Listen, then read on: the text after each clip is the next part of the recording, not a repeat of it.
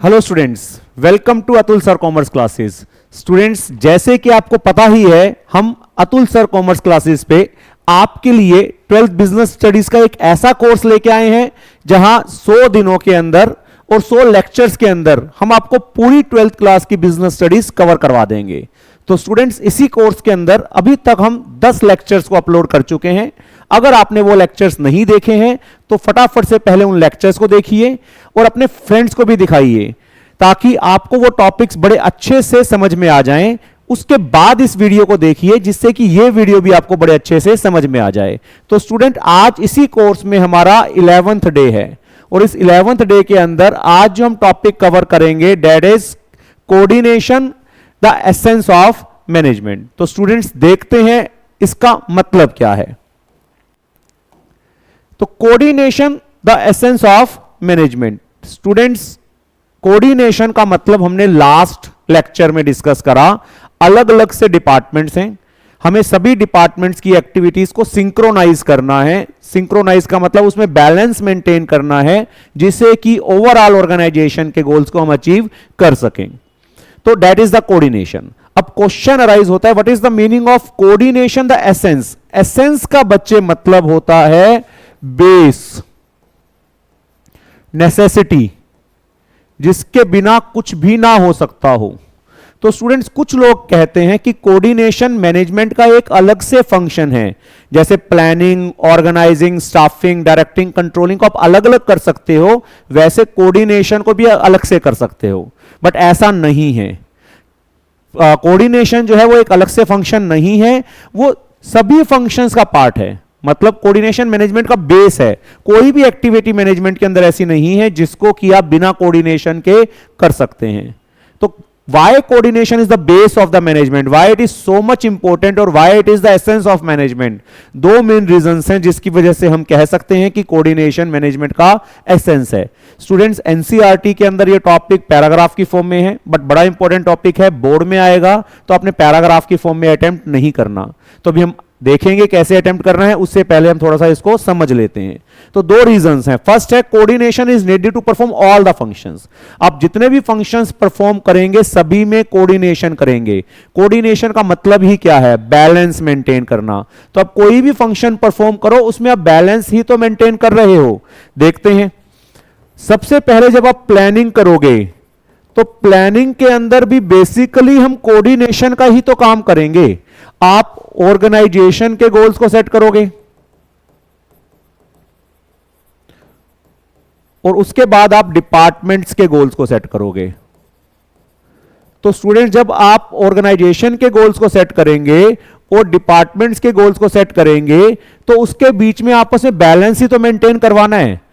ऐसा तो नहीं हो सकता कि डिपार्टमेंट के गोल्स कुछ और हो जाएं और ऑर्गेनाइजेशन के गोल्स उससे बिल्कुल हटके हो जाएं। तो we have to coordinate the departmental goals and the organisational goals. ऐसे ही आपके पास रिसोर्सेज कितने अवेलेबल हैं और आप अपने टारगेट्स या ऑब्जेक्टिव्स को क्या सेट कर रहे हो, उसके बीच में भी प्रॉपर बैलेंस होना चाहिए, कोऑर्डिनेशन होनी चाहिए।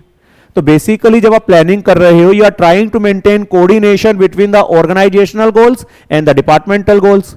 You are trying to maintain coordination between the resources that we are having and the targets that we are setting। तो बेसिकली जब आप प्लानिंग करते हो तो आप कोऑर्डिनेशन ही मेंटेन करवा रहे हो। देन जब सेकंड स्टेप पे हम ऑर्गेनाइजिंग करेंगे तो ऑर्गेनाइजिंग के अंदर भी बेसिकली कोऑर्डिनेशन ही मेंटेन होगा। ऑर्गेनाइजेशन में आप जॉब डिजाइन करते हो, आप उस जॉब डिजाइन के अंदर यह बताते हो कि किस जॉब के ऊपर काम क्या होना है, मतलब वहां पर रिस्पॉन्सिबिलिटी जॉब पे क्या होगी और उस जॉब पे इंडिविजुअल जो चाहिएगा उसकी क्वालिफिकेशन क्या होगी। तो क्या काम होगा और उसको करने के लिए क्या क्वालिफिकेशन होगी, क्या वो आपस में मैच नहीं करनी चाहिए। तो यहां पर भी आप कोऑर्डिनेशन मेंटेन करने की कोशिश कर रहे हैं। आप ऑर्गेनाइजिंग के अंदर अथॉरिटी दे रहे हैं, लोगों को रिस्पॉन्सिबिलिटी दे रहे हैं, आप उनकी अकाउंटेबिलिटी फिक्स कर रहे हैं। तो ये तीनों चीजों के बीच में क्या बैलेंस नहीं होना चाहिए? अगर आप बहुत ज्यादा अथॉरिटी दे दो, रिस्पॉन्सिबिलिटी ना दो, या रिस्पॉन्सिबिलिटी बहुत ज्यादा दे दो, उसकी आंसरेबिलिटी अकाउंटेबिलिटी फिक्स ना करो, तब भी गोल्स अचीव नहीं हो सकते. तो basically at the time of organising also we are trying to maintain coordination between the authority, responsibility and accountability. We are also trying to maintain coordination between the nature of the job, क्या काम देंगे और उस पर करने के लिए qualifications क्या चाहिए, उसके बीच में हम कोऑर्डिनेशन मेंटेन करवा रहे हैं. देन स्टाफिंग के अंदर जब आप स्टाफिंग करेंगे तब भी कोऑर्डिनेशन है. उसमें आप कोऑर्डिनेशन में क्या कर रहे हैं, number of post and candidates selected, कितनी पोस्ट हैं, कितने कैंडिडेट्स को आप सेलेक्ट करते हो, उसके बीच में कोऑर्डिनेशन होना चाहिए, मैच होना चाहिए. जितनी पोस्ट हैं उससे ज्यादा करोगे तब भी बात नहीं बनेगी, उससे कम करोगे तब भी बात नहीं बनेगी. उसके अलावा स्टाफिंग के अंदर वर्कर का एफिशिएंसी लेवल कितना है और आप उसको कंपेंसेशन कितनी दे रहे हो, उसमें भी मैच होना चाहिए. एफिशिएंट को ज्यादा कंपेंसेशन, इनएफिशिएंट को कम कंपेंसेशन. उसके अलावा जॉब क्या है और कैंडिडेट की क्वालिफिकेशन क्या है. बेसिकली जब आप सेलेक्ट करोगे तो जिस कैंडिडेट को लेके आओगे उसकी क्वालिफिकेशन जॉब से मैच करती है नहीं करती, वो भी आप देखोगे. तो बेसिकली स्टाफिंग में भी आप अलग अलग चीजों के बीच में कोऑर्डिनेशन मेंटेन करने की कोशिश कर रहे हैं. देन डायरेक्टिंग के अंदर एक सुपीरियर जो है वो सबऑर्डिनेट्स के साथ बात करता है. तो जो सुपीरियर है और जो सबऑर्डिनेट है उनके बीच में भी आपस में कोऑर्डिनेशन मेंटेन होना चाहिए, उसके बिना ऑर्गेनाइजेशन के गोल्स अचीव नहीं होंगे. आप अलग अलग टाइम पर अलग अलग ऑर्डर्स पास करते हैं, अलग अलग इंस्ट्रक्शंस पास करते हैं, गाइडलाइंस पास करते हैं. तो जितने भी अलग अलग टाइम पर ऑर्डर्स पास करे गए हैं, इंस्ट्रक्शंस दी गई हैं, गाइडलाइंस दी गई हैं, वो भी बैलेंस्ड होनी चाहिए. आज आपने कुछ ऑर्डर दे दिया, कल आपने कुछ ऑर्डर दे दिया, तो वर्कर्स तो कंफ्यूज हो जाएंगे. तो there has to be proper balance और the coordination between the orders that are issued at different points of time, instructions that are given at different points of time. तो basically directing के अंदर भी आप चीजों के बीच में कोऑर्डिनेशन मेंटेन करने की कोशिश कर रहे हैं. देन कंट्रोलिंग, जब आप कंट्रोलिंग करेंगे तो एक्चुअल परफॉर्मेंस और स्टैंडर्ड परफॉर्मेंस, उसके बीच में आपस में आप चाहोगे कि मैच हो जाए. डेविएशन क्या आई, नेचर ऑफ डेविएशन, जो आपको कमी पता चली, और आपने करेक्टिव मेजर क्या लिया, उसके बीच में भी आपस में बैलेंस होना चाहिए. मान लो डेविएशन आई कि वर्कर्स अनट्रेन्ड हैं और आप जो है मशीन्स को ठीक करवा रहे हो, तो गोल्स अचीव नहीं हो पाएंगे. तो there has to be a balance और synchronization between the deviations that are located and the corrective measures we are taking. तो अगर यहां पर हम समझें तो यही चीज समझ में आ रही है कि मैनेजमेंट का कोई भी फंक्शन आप कर रहे हो उसमें दो अलग अलग से चीजों के बीच में आप बैलेंस को मेंटेन करने की कोशिश कर रहे हो. That is called coordination. So we can say coordination is present in all the functions of management. Then coordination is required at all the levels. Top level management जो है वो भी कोऑर्डिनेशन का काम कर रही है. वो अपने नीचे सबऑर्डिनेट्स जो उनके बीच में लोअर मिडिल लेवल के मैनेजर्स हैं उनके साथ कोऑर्डिनेशन मेंटेन कर रही है ताकि ओवरऑल ऑर्गेनाइजेशन के गोल्स को अचीव करने में हेल्प मिले. मिडिल लेवल पे जो मैनेजर्स हैं वो भी कोऑर्डिनेशन का काम कर रहे हैं. वो टॉप लेवल के साथ भी कोऑर्डिनेट करते हैं और सुपरवाइजरी लेवल के साथ भी कोऑर्डिनेट करते हैं. और जो सुपरवाइजरी लेवल के मैनेजर्स हैं वो भी कोऑर्डिनेशन का काम कर रहे हैं. वो वर्कर्स के साथ कोऑर्डिनेट कर रहे हैं जिससे कि ओवरऑल ऑर्गेनाइजेशन के गोल्स को अचीव किया जा सके. तो यहां से ये बड़ा क्लियर हो रहा है कि कोई भी फंक्शन है उसमें कोऑर्डिनेशन प्रेजेंट है, कोई भी लेवल है उसके अंदर कोऑर्डिनेशन प्रेजेंट है. तो इसका मतलब मैनेजमेंट जो है वो कोऑर्डिनेशन के बिना कुछ कर ही नहीं सकते मैनेजमेंट के अंदर. तो इट इज इंप्लिसिट और inherent in all the functions at all the levels coordination is present. तो coordination is the essence, it is the base. Without coordination nothing can be done in the management. तो coordination management में बहुत important है. बिना coordination के management के अंदर कोई भी फंक्शन नहीं परफॉर्म हो सकता, कोई भी लेवल पे मैनेजमेंट की अपना काम नहीं कर सकती. तो स्टूडेंट्स देखते हैं हमने पेपर में जो अटेम्प्ट करना है उसको कैसे अटेम्प्ट करें, यह भी बहुत इंपॉर्टेंट है. तो पहले आप थोड़ा सा coordination the essence of management को ब्रीफली एक्सप्लेन कर देंगे. Sometimes coordination is regarded as a separate function of management. कई बार लोग कहते हैं अलग से फंक्शन है, but coordination is not the separate function of management, rather it is the essence of management. जैसे गार्लैंड में थ्रेड सभी चीजों को जोड़ के रखता है, कोऑर्डिनेशन भी सभी मैनेजमेंट के फंक्शंस को जोड़ के रखता है, planning, organising, staffing, directing, controlling.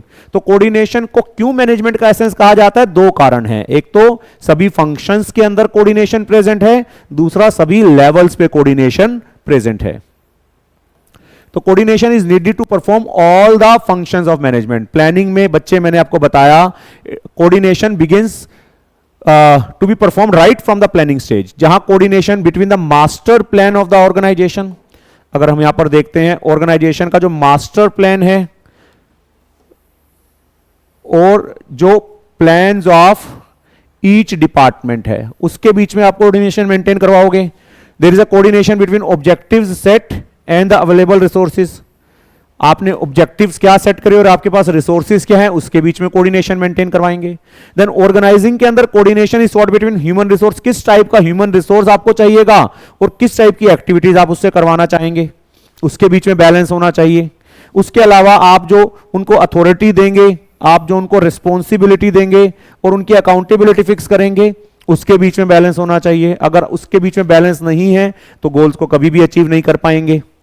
Then coordination and staffing, जब आप स्टाफिंग कर रहे हैं तब भी आप कोऑर्डिनेशन का ही काम कर रहे हैं। जब आप स्टाफिंग का काम कर रहे हैं तब भी बेसिकली आप कोऑर्डिनेशन का ही काम कर रहे हैं। तो स्टाफिंग के अंदर देखते हैं कैसे कोऑर्डिनेशन का काम हो रहा है। मैंने आपको बताया जब स्टाफिंग करेंगे तो बेसिकली हम ह्यूमन रिसोर्सेज को ऑर्गेनाइजेशन के अंदर लेके आएंगे। तो coordination is required between the need of human resources, कितने लोगों की जरूरत है और कितने नंबर ऑफ लोगों को आपने सेलेक्ट करा, उसके बीच में कोऑर्डिनेशन की जरूरत है। स्किल्स वर्कर्स के क्या हैं और उसको आपने क्या जॉब दी, उसके बीच में बैलेंस होना चाहिए। वर्कर कितना एफिशिएंट है और उसको आप कंपेंसेशन कितनी दे रहे हो, उसके बीच में बैलेंस होना चाहिए। तो बेसिकली स्टाफिंग करते वक्त भी आप कोऑर्डिनेशन मेंटेन कर रहे हैं। देन डायरेक्टिंग के अंदर मैंने आपको बताया आपको सुपीरियर्स और सबऑर्डिनेट्स के बीच में कोऑर्डिनेशन मेंटेन करवाना है। अलग अलग टाइम पर आप ऑर्डर्स दे रहे हो, इंस्ट्रक्शंस दे रहे हो, गाइडलाइंस दे रहे हो, सजेशंस दे रहे हो, तो वो भी मैच होना चाहिए। अगर अलग अलग टाइम पे मिसमैच हो रहा है ऑर्डर्स के बीच में, workers are going to get confused. Then coordination and controlling, controlling में मैंने आपको बताया स्टैंडर्ड परफॉर्मेंस और एक्चुअल परफॉर्मेंस के बीच में कोऑर्डिनेशन मेंटेन करवाना है आपको। You have to make sure कि एक्चुअल परफॉर्मेंस जो है वो स्टैंडर्ड परफॉर्मेंस के अकॉर्डिंग हो। Then nature of deviation and the corrective action taken, deviation का क्या नेचर है और आपने करेक्टिव एक्शन क्या लिया है, उसके बीच में कोऑर्डिनेशन होना चाहिए। तो यहां पर भी हम देख रहे हैं कि कोऑर्डिनेशन जो है वो बेसिकली सभी मैनेजमेंट के फंक्शंस का पार्ट है। Then it is required at all the levels, top level manager को मिडिल लेवल्स के साथ कोऑर्डिनेट करना है ताकि ऑर्गेनाइजेशन की एक्टिविटीज अच्छे से चल सकें, सभी इंडिविजुअल्स एक ही डायरेक्शन में काम करें। मिडिल लेवल मैनेजर्स को टॉप लेवल और लोअर लेवल वालों के साथ कोऑर्डिनेट करना है ताकि बैलेंस बन सके।